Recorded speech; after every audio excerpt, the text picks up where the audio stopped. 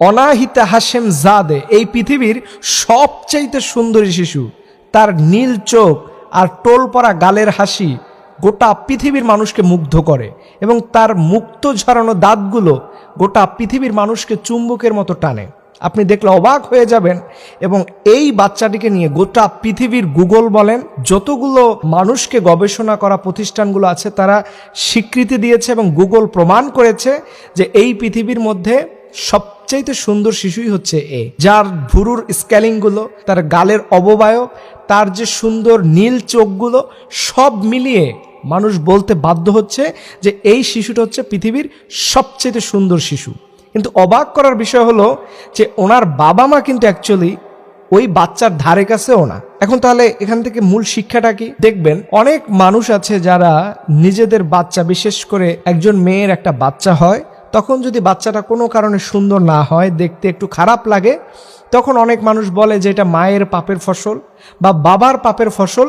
এই কারণেই মনে হয় এই শিশুটি দেখতে অতটা সুন্দর হয়নি। খবরদার, এটা কিন্তু ইসলাম বিদ্বেষী কথা। আল্লাহ তাআলা সূরা ৩-এর মধ্যে বলছেন, লাকাদ খলাকনাল ইনসানা ফি আহসানি তাকওয়িম। আমি মানুষকে সুন্দর অবয়ব দিয়ে আমি আল্লাহ তাআলা নিজে সৃষ্টি করেছি। সো আল্লাহ তাআলা যেটাকে সৃষ্টি করেছেন সেটাকে আপনি কেন বলবেন যে এটা কার পাপের ফসল, এটা কার কারণে হয়েছে, এটা কি কারণে হয়েছে? এই যে মানুষের মধ্যে একটা অপ্রাসঙ্গিক চর্চা ঘটে, এর কারণে সমাজের মধ্যে দেখবেন বিভেদ সৃষ্টি হয়। আপনি একটা কথা বুঝেন, যেই শিশুরা অমুসলিম, যেই শিশুরা খ্রিস্টান, যেই শিশুরা হিন্দু, অন্য ধর্মাবলম্বী, তাদের বাচ্চাগুলো তো অনেক সুন্দর আছে না? শুধু কি মুসলমান বাচ্চারা সুন্দর হয়?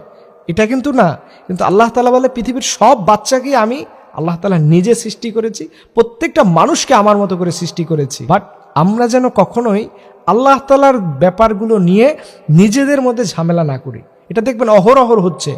আর বিশেষ করে এখন তো মেয়ে হইলে অনেক বাবা মা, অনেক ফ্যামিলির মেম্বার্সরা দেখবেন রাগারাগি করে, অনেক জায়গায় সন্তান না হলেও রাগারাগি করে। আচ্ছা বলেন, পৃথিবীর কেউ কি চাইলেই একটা মানুষ তৈরি করতে পারে? এটা কি কারো হাতে? এটা কারো হাতে নয়। এবং দেখবেন আবার পাশাপাশি যাদের সন্তানগুলো সমানে পৃথিবীতে আসে, এই সকল এক শ্রেণী পাপিষ্ট মানুষগুলো আছে যারা সন্তানকে অ্যাবর্ষণ করে ফেলে। খবরদার, এই জাতীয় পাপ কাজে যাবেন না। আল্লাহ তাআলা কাকে সুন্দর করে সৃষ্টি করবেন, কাকে অসুন্দর করে করবেন। যে আমার চোখে অসুন্দর সে হয়তো আল্লাহর চোখে অনেক বেশি সুন্দর।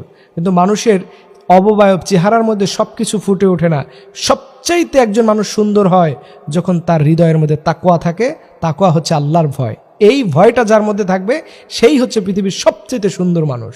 আল্লাহ তাআলা আমাদেরকে এই ইসলামের সঠিক বোঝার তৌফিক দান করুন। সকলে আমিন।